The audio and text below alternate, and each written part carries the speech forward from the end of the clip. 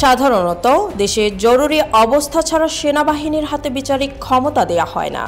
এবার সেটাই বাস্তবায়ন করল অন্তর্বর্তী সরকার।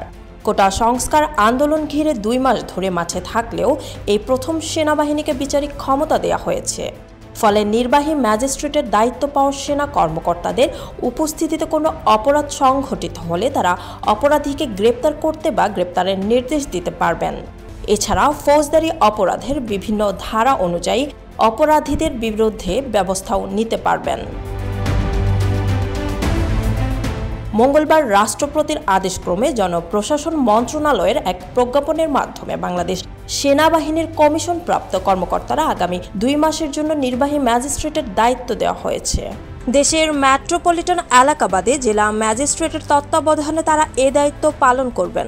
ইডেন বে কক্সবাজার সমুদ্র সৈকতের উপর নিজেদের একটি ঠিকানা। মাত্র 5 লাখ টাকায় আপনিও হয়ে যেতে পারেন এই হোটেলের মালিক। ইডেন বে, আ কনসার্ন অফ ভাইয়া হোটেলস। আইনের ধারা অনুযায়ী একজন নির্বাহী ম্যাজিস্ট্রেটের যেসব ক্ষমতা রয়েছে, নির্বাহী ম্যাজিস্ট্রেটের সামনে কোনো অপরাধ সংঘটিত হলে তিনি গ্রেপ্তার ও জামিন দিতে পারবেন।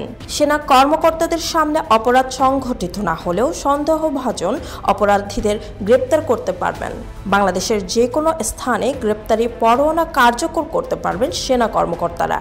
এক্ষেত্রে গ্রেপ্তারি পরোয়ানা কার্যকর করতে পুলিশকে নির্দেশও দিতে পারবেন। বেআইনিভাবে কাউকে অপহরণ বা জোর করে কোথাও আটকে রাখার খবর পেয়ে সেনা কর্মকর্তারা সেখানে তল্লাশি করতে পারবেন। সরাসরি তল্লাশি করার ক্ষমতাপ্রাপ্ত ব্যক্তির উপস্থিতিতে যে কোনো স্থানে অনুসন্ধানের জন্য তিনি সার্চ ওয়ারেন্ট জারি করতে পারেন। শান্তি বজায় রাখার জন্য নিরাপত্তার প্রয়োজনীয় ক্ষমতা রয়েছে। ভবঘুরে এবং সন্দেহভাজন ব্যক্তির ভালো আচরণের জন্য নিরাপত্তার প্রয়োজনীয় ক্ষমতা রয়েছে। বেআইনি সমাবেশ ছত্রভঙ্গ করার নির্দেশ দিতে পারবেন ক্ষমতাপ্রাপ্ত সেনাবাহিনীর কর্মকর্তারা।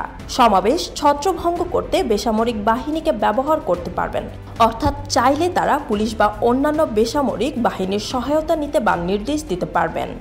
সমাবেশ ছত্রভঙ্গ করতে প্রয়োজনীয় সেনা কমান্ডিং অফিসারদের দায়িত্ব দিতে পারবেন।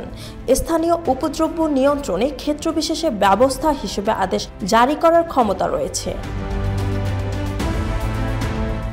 এই ক্ষমতা ছাড়াও যে কোনো নির্বাহী ম্যাজিস্ট্রেটকে মোবাইল কোর্ট আইন 2009-এর অধীনে মোবাইল কোর্ট পরিচালনা করার জন্য সরকার এবং সেই সঙ্গে জেলা ম্যাজিস্ট্রেট দ্বারা ক্ষমতা দেওয়া হয়েছে।